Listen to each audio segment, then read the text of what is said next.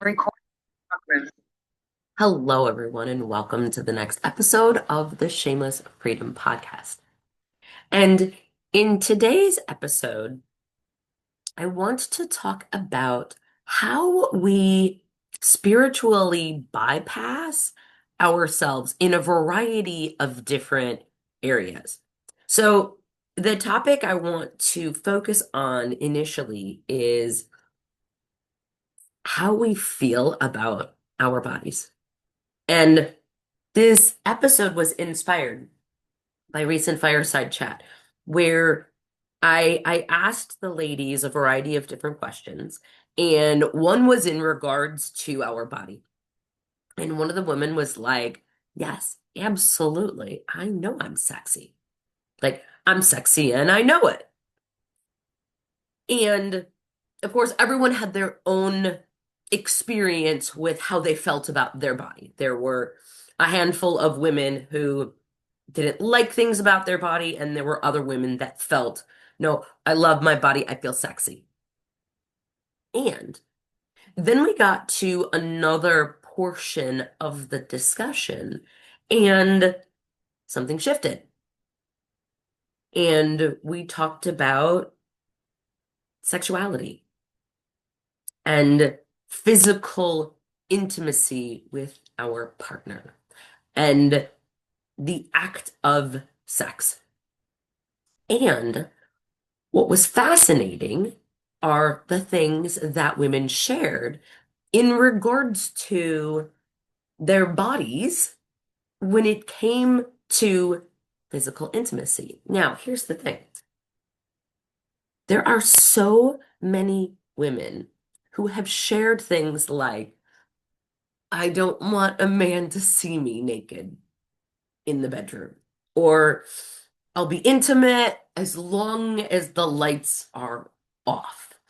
Or I wonder what he's actually thinking about my body. And these are things that get in the way of us really and fully experiencing the depths of pleasure that we can experience in our own bodies, but also the connection with our partner. And I thought this was a really great topic to start off the new year on because so many of us women want to feel sexy. And we can look in the mirror, we can put on our sexy heels, we can have our hair done, our makeup, have a cute outfit on, and think, man, I'm sexy. And we can also feel shame underneath at the same time. Now, what's interesting is this woman shared that she thought she felt sexy, and she does. And yet at the same time, she didn't realize there was this shame around her body when it came to physical intimacy. And it was an aha moment for her to go, holy crap, I thought I had this down. I thought I loved myself in my body, and I know I'm sexy and I'm worth it. But yet, her body revealed and shared with her that there was a piece underlying of shame.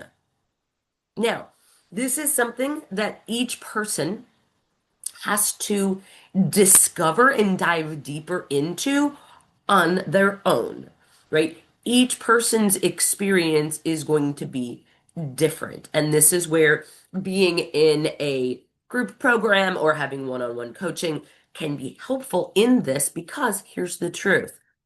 So many of us bypass this.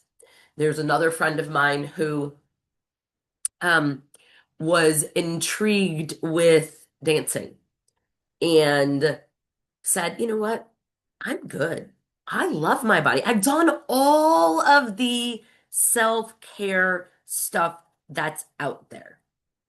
I've done it all. I love myself. I love my body. I go to the gym. I eat healthy. I'm in good shape. And then They took a dance class for fun, looked in the mirror, and said, holy crap, I thought I loved my body.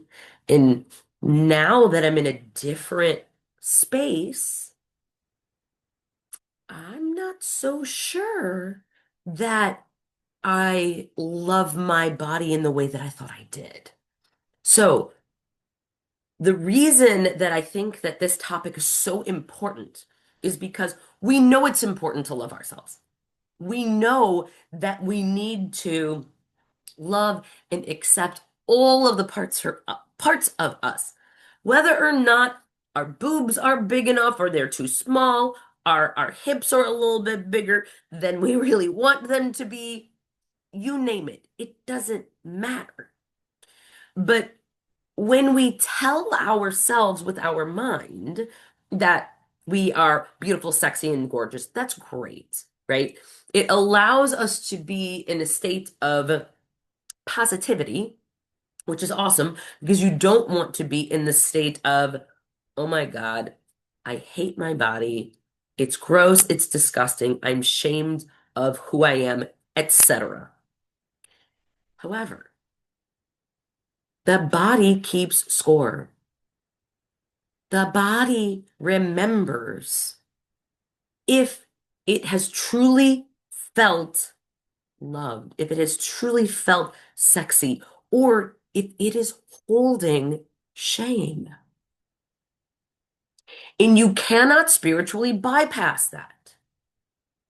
There are so many women I have talked to that have said very similar things. Two very different people, different experiences, thought in their minds that they were beautiful, sexy, gorgeous, loved themselves, etc. And realized that they actually had shame about their bodies. And this is where I want to invite you to open up to the possibility of how you truly feel about your body. Not what you should feel, not what you think you should feel, but in actuality, what your body feels about itself because your body is there to give you clues, to provide information to you. If you have some type of ache or pain, that sensation is there to provide insights, to provide wisdom to you. But most of the time, we take a pill and we try to numb the pain because we don't want to feel and or experience it. However, that sensation in the body is there to provide information to us.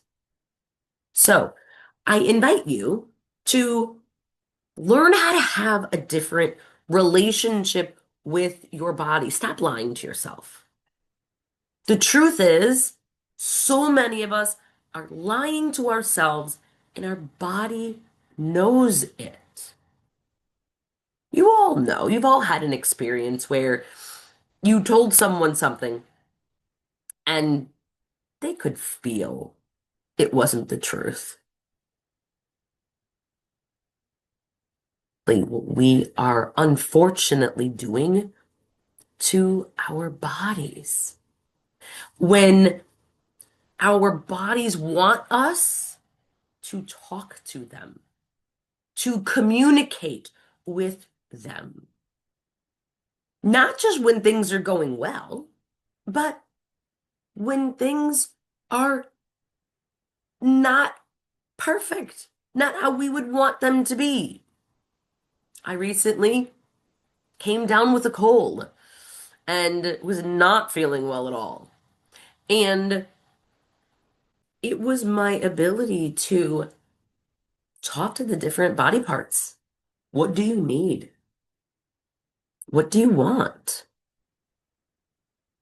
What are you not getting? How can I pay more loving attention to you? And when I begin to have those conversations with the body, doors start to open and shift.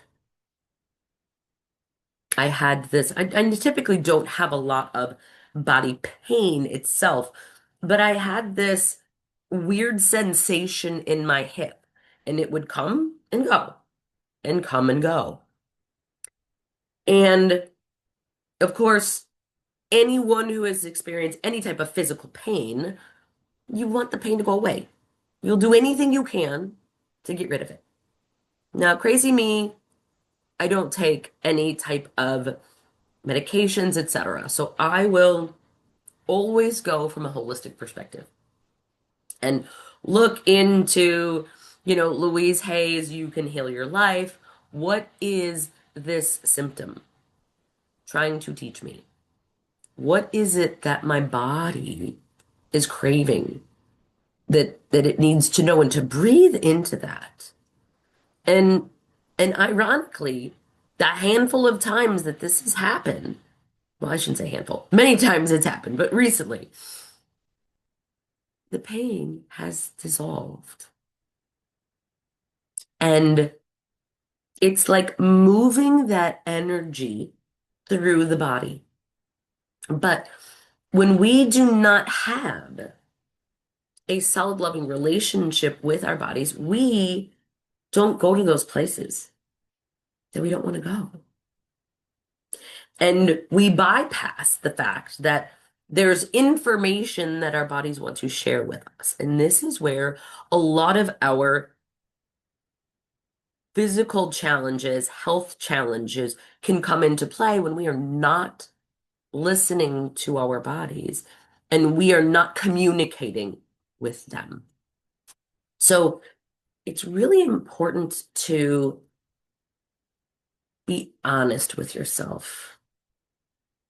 And and I know this is a hard thing for so many of us because we want to have, I don't want to say the perfect body, but majority of women would love to lose another 10 pounds, would love to tone their bodies, etc.